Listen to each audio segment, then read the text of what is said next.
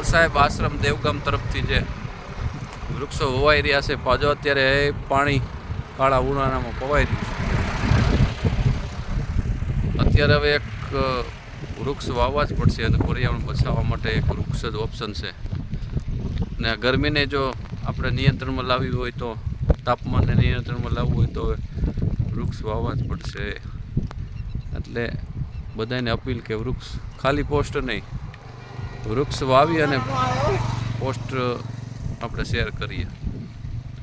વૃક્ષ વાવવું જ પડશે, એમાં કોઈ હવે ઈલાજ જ નથી. એમ તાપમાન ઘટાડવા માટે એક વૃક્ષ જે છે જે ગરમી ઘટાડી શકશે. તો અમર સાહેબ આશ્રમ દેવગામ તરફથી બધાને અપીલ, જાજા નહીં પણ 2 વૃક્ષ તો વાવીએ જ અને એનું જતન કરીએ. જય ગુરુદેવ. વૃક્ષ વાવો, પર્યાવરણ બચાવો.